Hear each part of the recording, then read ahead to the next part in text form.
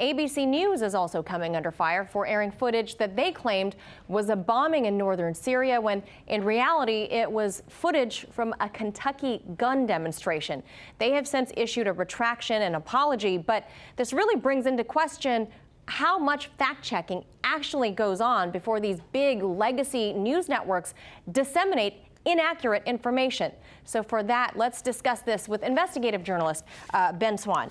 So Ben, you personally host a website called truthinmedia.com. You put all of your investigative pieces there.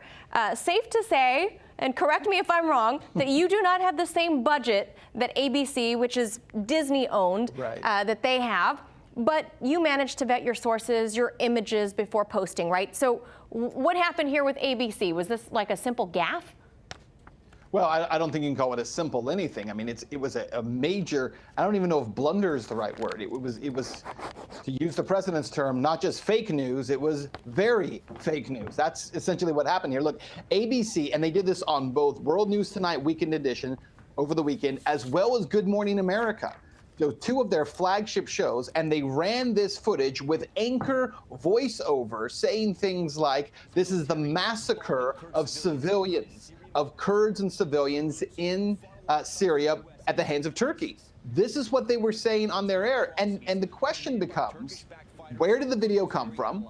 Who provided it to ABC in the first place? Who was supposed to vet it? What is the process for vetting? And ABC has answered none of those questions. They've issued a retraction. They've said they're sorry, shouldn't have gone on the air, but they have still not said where it came from or why they got it in the first place. Because when you look at the video, just looking at it, you would wonder, why are all these people standing around with cell phones? And when you see the actual video, there's people with cell phones recording this. It's a very odd scene to claim that this was happening in northern Syria. Yeah, they've apologized and you retracted, oh, we take it back. But like you said, they haven't answered the actual questions, like how did it get there? Who did it? And what happened to them? So, Ben, this is a time where faith and trust in media is at an all-time low. The public is made aware of all of this. You know, Trump, coining the term fake news. They're aware of disinformation now. Let's look at this Pew Research poll here. 50% of those polled say fake news is a major American problem. They're even more concerned about that than violent crime. And Americans also believe that misinformation, fake news, that impacts our confidence in not only our government, in one another, and that it impedes politicians' ability to actually get things done on the Hill. So how do you translate these numbers, Ben? Well, it's interesting because the question is, as the pollster is asking the question, what are they specifically asking? Remember, the term fake news wasn't a Trump term. It was actually originated with President Obama.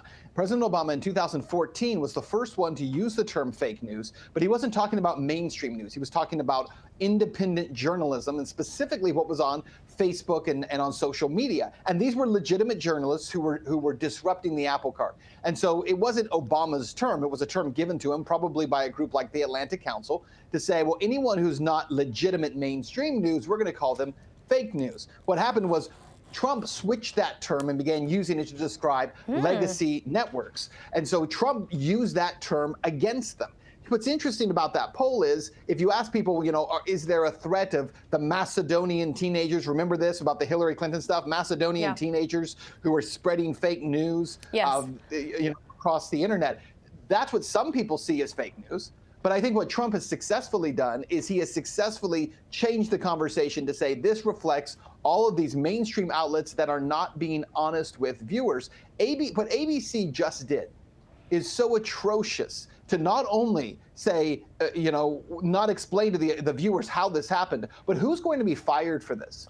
Who will be removed from their job after, again, think about this, posting a video in front of millions of people saying this is the massacre that they laid at the feet of the president, saying the president is responsible for this by leaving the Kurds on their own when the Kurds had begged him to stay and defend them, and now this is the massacre that's taking place. Oh, it turns out, no, it's not. It's machine gun night in Kentucky. That's what it actually was. I mean, the idea that there would not be repercussions. As a journalist, those who are involved in this should be stepping forward and resigning their positions for that absolute failure. But there's no accountability across the board. And that's another reason that the public, I think, looks at mainstream networks and says, we don't trust you because not only are you not telling us the truth, but you don't even take responsibility for it in any kind of serious way when you have violated our trust. And Ben, they have issued this retraction and this apology, but I guess the damage has been done. So define for us what you think that damage is.